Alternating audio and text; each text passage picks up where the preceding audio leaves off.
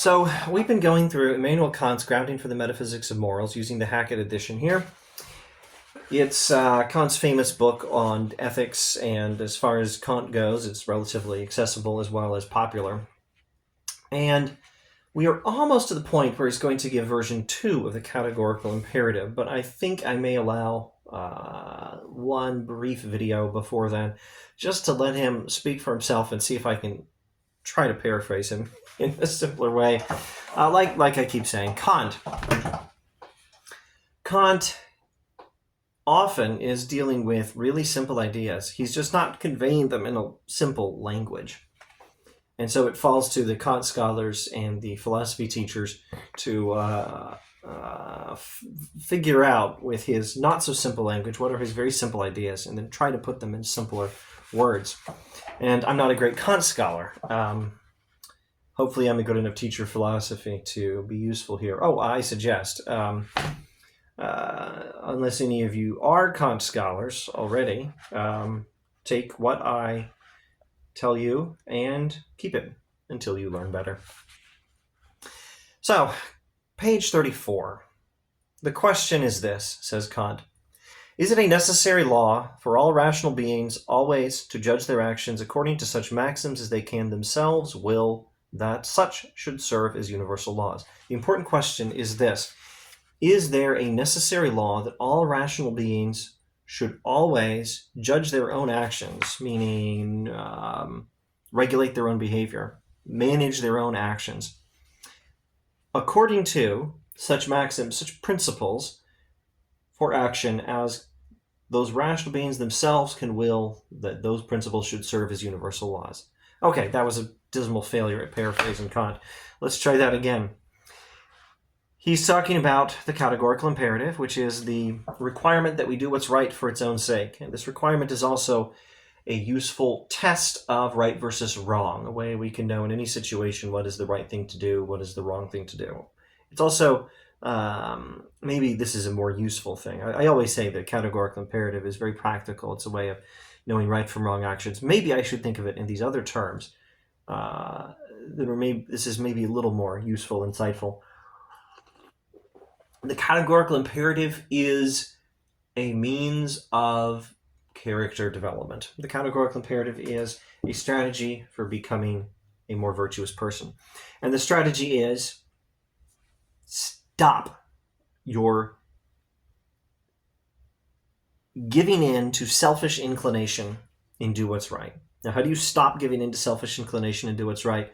By following the categorical imperative. What does the categorical imperative tell you?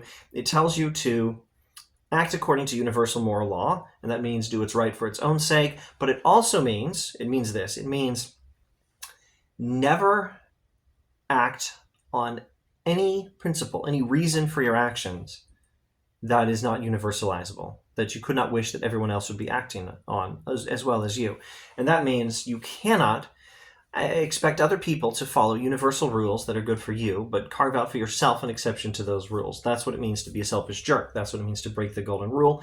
That's what it means to violate the categorical imperative. That's what it means to let your selfish inclinations overrule your own sense of morality, your own understanding of what is right.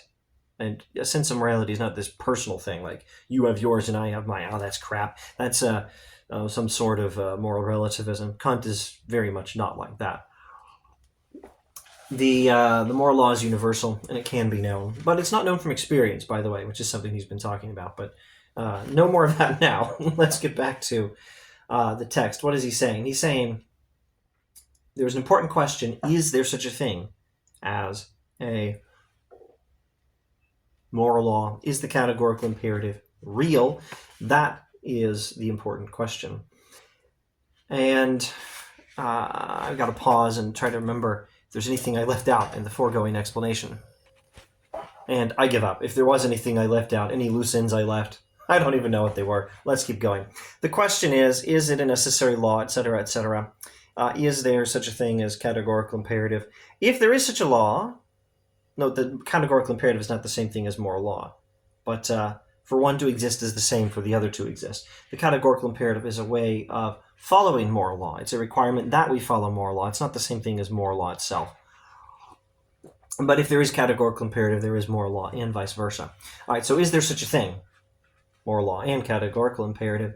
If there is such a law, then it must already be connected completely a priori, that means independently of experience, with the concept of the will of a rational being in general. So now, let me just paraphrase this. And here's the main idea that motivated allowing myself to try to paraphrase some Kant sentences in this video before moving on to what I think is the simpler stuff, categorical imperative version 2. He stated the categorical imperative. There's only one categorical imperative. It's the requirement that we do what's right for its own sake. And you can state what it requires us to do in 3 different ways. And the first way was act only according to principles that you can wish everyone would act according to. Make sure you're following universalizable priorities, because that's what moral law requires. And the alternative is being a selfish jerk. Don't be that. Okay, so the next version of the categorical imperative is coming up soon, hopefully in the next video in this series. And before we get to that, what motivated me to record this video and try to paraphrase, summarize, explain these few sentences of Kant on page 34 was just to go over again the very simple idea he's working with. The very simple idea he's working with is the idea of moral law and a rational being and the will to do what's right for its own sake, which is the thing he started off this book way back at the beginning of section 1, saying was the only thing that can be considered good without qualification. A good will is the only thing that can be considered good without qualification. Okay, so if there is such a thing as moral law, also categorical imperative, then it must already be connected completely independently of experience with the concept of the will of a rational being in general. So now let me try to see if I can just explain how this idea of moral law, the idea of rational being, and the idea of a good will all go together, how you can only have one thing with the others, plus free will. Free will, rational being, moral law, and free will, rational being, moral law, and a good will. All 4 of them go together. Now I have to see if I can try to explain that and then shut up and move on to the next sentence or end the video, whichever makes more sense. All right, it's really simple, and it's basically this, assuming I understand Kant correctly. We are beings with reason, and that means we have the ability to think through what is right and to choose it, rather than simply acting according to our inclinations or our instincts.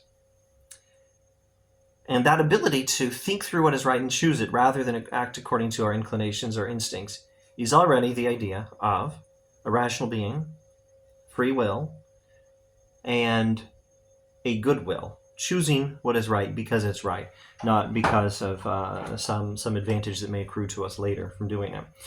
And moral law is just the requirement that we do this. But there's more. Moral law actually has content.